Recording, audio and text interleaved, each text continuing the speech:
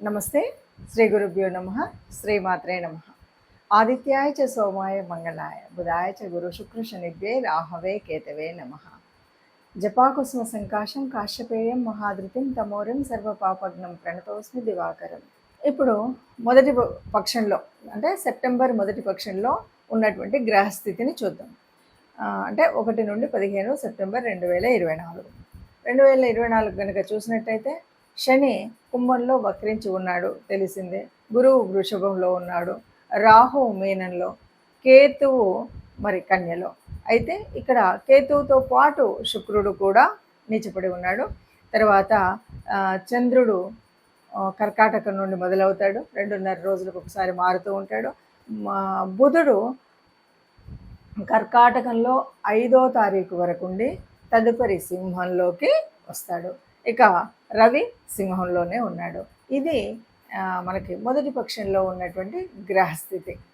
ఇప్పుడు మనం చూస్తున్నటువంటి గ్రహస్థితిని కనుక చూస్తే కొన్ని ప్రత్యేకమైనటువంటి స్థితులు మనకు కనిపిస్తున్నాయి. ఏమిటి అంటే, 1 రవి తన స్వస్థానంలో ఉండడం. మనం ఏదైనా సరే కొన్ని గ్రహాలు కొన్నిసార్లు తమ స్వస్థానంలో ఉండి ఇచ్చేప్పుడు కొన్ని ఫలితాలు చాలా శుభ అశుభ డిపెండ్స్ అపాన్ మన యొక్క జాతకాన్ని బట్టి ఉంటాయి. అయితే రవి తన స్వస్థానంలో ఎక్కడి వరకు, ఈ నెల 10 అంటే సెప్టెంబర్ 17 వరకు ఉంటున్నాడు కదా.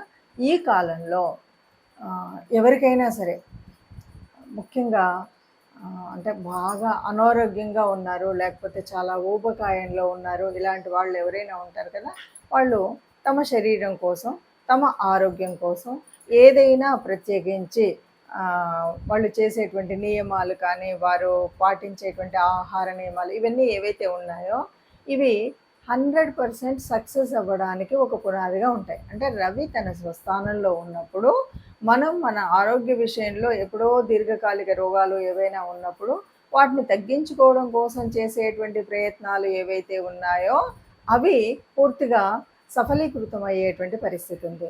అంటే ఈ 17వ తారీఖు వరకు ఏ రాశి వారైనా, 12 రాశుల్లో ఎవరైనా సరే ఆరోగ్య పరిస్థితి మెరుగుపరుచుకోవడం కోసం చేసుకోవాల్సినటువంటిది ఏదైనా, అంటే మనం ఒక జిమ్ సెంటర్లో జాయిన్ అవుతామా, వాకింగ్ చేస్తామా, లేకపోతే ఆరోగ్య నియమాలు పాటిస్తామా, నేచర్ క్యూర్లో జాయిన్ అవుతాం, మన ఇష్టం. కానీ ఈ అనారోగ్యం నుండి ఆరోగ్యంలోకి రావడానికి ఒక పునాది అయితే ఉండేటువంటి పరిస్థితి, చక్కటి అవకాశం అనమాట. అందుకని దీన్ని అందరూ వినియోగించుకోవడానికి మంచి సానుకూల పరిస్థితి. ఇక రెండవది, మరి శుక్రుడు సహజంగా ఉన్నటువంటి 6వ స్థానంలో ఉన్నాడు.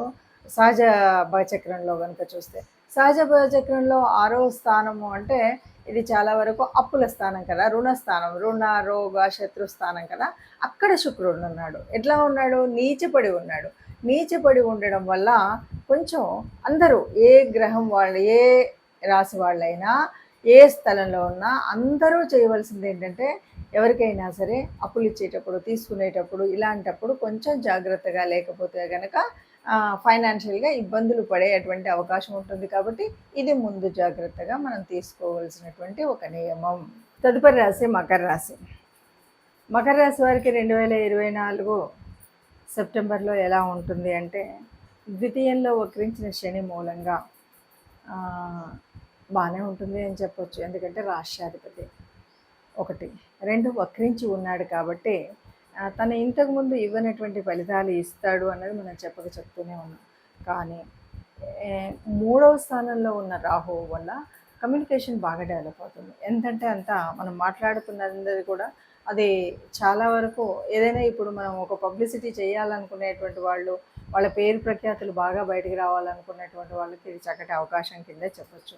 ఇక ఈ రాశి వారికి ముఖ్యంగా 5వ స్థానంలో ఉన్నటువంటి గురువు మూలంగా మంచి, అంటే వారి సంతానానికి అన్ని రకాలుగా అభివృద్ధి చెందుతుంది. సంతాన రీత్యా వారి చదువు కానీ, ఉద్యోగం కానీ, వారి ఆరోగ్య పరిస్థితి కానీ అన్నీ కూడా మెరుగుపడే విధంగా ఉంటాయి. కాకపోతే 6లో ఉన్నటువంటి కుజుడు మూలంగా కొద్దిగా దెబ్బలు తగిలించుకోవడం, లేకపోతే ఏదో రకమైన అనారోగ్యానికి కొంత నాంది కుజుడు అవుతాడు. కాబట్టి ఈ విషయంలో కొద్దిగా జాగ్రత్తగా ఉన్నట్టయితే బాగుంటుంది. తదుపరి ఇక్కడ 7లో రవి ఉన్నాడు. సప్తమంలో రవి ఉన్నప్పుడు కూడా కొద్దిగా అటు ఇటుగా ఇబ్బందులు, పెళ్ళిళ్ళు ఇలాంటివి చేసుకోవాలనుకునేటువంటి వాళ్ళు, సంబంధాలు కుదుర్చుకునేటువంటి వారికి కొద్దిగా అంత మంచి విధంగా అనుకోగానే జరిగేటువంటి పరిస్థితి అయితే ఉండదు. కాబట్టి ఇప్పుడు ఈ 15 రోజులు, మొదటి 15 రోజుల్లో మాత్రం కొంచెం ఈ సంబంధాలకు వెళ్ళేటువంటి వాళ్ళు కానీ వీళ్ళు కొద్దిగా జాగ్రత్తగా ఆచితూచి ఆ నిర్ణయాలు తీసుకోవడం అనేటువంటిది మంచిది అని చెప్పచ్చు. ఓవరాల్గా కనుక చెప్తే కనుక మకర రాశి వారికి రోజు రోజుకి కొంచెం మెరుగుగా అయ్యేటువంటి పరిస్థితి. ఫైనాన్షియల్గా మనం ఇస్తున్నటువంటి అంటే ఏదో వస్తుంది అని ఏదో ఎక్కువగా ఖర్చు పెట్టడం అనేటువంటి భావన లేకుండా, ఎక్కువ తక్కువలు ఖర్చు పెట్టకుండా కొంచెం ఆచితూచి చూసి ఖర్చు పెట్టుకున్నట్టయితే ఫైనాన్షియల్ మ్యాటర్స్లో కూడా చాలా జాగ్రత్తగా, అంటే మనం జాగ్రత్తగా ఖర్చు పెట్టుకుంటే చక్కగా ఫైనాన్షియల్లో ఇబ్బందులు లేకుండా ఉంటాయి. లేదు వస్తుంది కదా అని ఏదో ఖర్చు పెడితే అనుకోకుండా అనవసరపు ఖర్చులు ఎక్కువైపోయి ఉన్నటువంటి ఆర్థిక స్థితి దెబ్బ కొట్టేటువంటి పరిస్థితి ఉంది. ఈ విషయంలో జాగ్రత్తగా ఉంటే సరిపోతుంది. మనం జాతకము లేకపోతే ఇప్పుడు గోచారం చూసుకున్నప్పుడు గోచారంలో కొన్ని అనిపిస్తూ ఉంటుంది. ఎలాగంటే కొన్ని కలిసినట్టున్నాయి, కొన్ని కలవలేదు అని. ఇక్కడ 2 విధాలు. గోచారం చూసుకునేటప్పుడు మనం రాశి నుండి చూసుకోవడం, లగ్నం నుండి చూసుకోవడం. మీరు ఒక్కసారి లగ్నం నుండి అలాగే రాశి నుండి 2 చెక్ చేసుకోండి. మీకు అప్పుడు కొద్దిగా దగ్గరగా ఉన్నట్టుగా ఉంటుంది ఒకటి. ఇక రెండవది, ఏది ఏమన్నా సరే గోచార రీత్యా అంటే కొన్ని కోట్ల మంది ఉండేటువంటి ఇందులో ఇది సహజంగా మనకే వర్తిస్తుందా అంటే చెప్పడము అంత సులభమైనటువంటిది కాదు. ఎందుకంటే కేవలం గోచార రీత్యా మనం చేసేటువంటి ఫలితాలు కేవలం 30-40 మధ్యలో ఉంటాయి. యాక్యురేట్గా కావాలి అని అనుకున్నప్పుడు తప్పనిసరిగా మనం చేయవలసింది ఏమిటి అంటే జన్మజాతకాన్ని చూపెట్టుకోవడమే. మన దగ్గరలో ఉన్నటువంటి ఎవరైనా సరే, మంచి నిష్ణాతులు ఎవరున్నా సరే పండితుల దగ్గరికి వెళ్ళి జ్యోతిష శాస్త్ర రీత్యా ఉండేటువంటి మీ జన్మజాతకంలో మీకున్నటువంటి గ్రహస్థితులు, యుతులు, దృష్టిలో నడుస్తున్నటువంటి దశ, అంతర్దశ వీటన్నిటిని దృష్టిలో పెట్టుకొని చెప్పేటువంటిది జ్యోతిషం. కాబట్టి జ్యోతిషం లేదు అంటే ఒకటి, ఇక్కడ ఎంతవరకు మనం చెప్తున్నామంటే ముందు జరగబోయేది జరుగుతున్నది. ఇప్పుడు మనం చెప్పుకున్నాం, ఇప్పుడు ఉన్నటువంటి రవి కానీ శుక్రుడు కానీ స్థితి వల్ల. ఇది ఎందుకు అంటే మనకు మార్గదర్శనం చేయడం కోసమే. జ్యోతిషం ఎప్పుడు కూడా మీకు ఇలా రాబోయేదాన్ని మనం సవరించుకోవాలి, దాన్ని సర్దుకోవాలి, లేకపోతే దానికి అనుగుణంగా మనం ఉండాలి అని చెప్పేటువంటి పరిస్థితి. కాబట్టి దీన్ని మనం దృష్టిలో పెట్టుకోవాలి. ఇక రెమెడీస్ ఏదైనా సరే, రెమెడీస్ అంటే మనకు ప్రతిసారి మారుతున్నటువంటి వాటిలలో ముఖ్యంగా ఇప్పుడు ఉన్నటువంటి స్థితులు అంటే నీచపడినటువంటి శుక్రుడు ఉండడం ఒకటి, తదుపరి రవి మంచి స్థానంలో ఉన్నాడు. కానీ మీ గ్రహాల్లో మీకు మీ జాతకంలో ఉన్నటువంటి వాటిని బట్టి కూడా మనం చేసుకోవాల్సింది ఏంటంటే ముఖ్యంగా శ్రావణ మాసం అనగానే శ్రావణ మాసంలో లక్ష్మీదేవి ప్రార్థన ఎక్కువగా ఉంటుంది. ఎటు చూసినా శ్రావణం దాటగానే మనకు వచ్చేటువంటిది సెప్టెంబర్లో ఏమవుతుంది, శ్రావణం చివరి నుండి వచ్చేసరికి మనకి భాద్రపదం వస్తుంది. భాద్రపదంలో మనం విఘ్నేశ్వరుడిని తలుస్తాం. కాబట్టి ఇక్కడ మనం ఒక పని చేయాల్సింది ఏంటంటే విఘ్నేశ్వరు ఏ పని చేద్దాం అనుకున్నా విఘ్నేశ్వరుడిని తలవకుండా మీరు ఏ పని చేయొద్దు.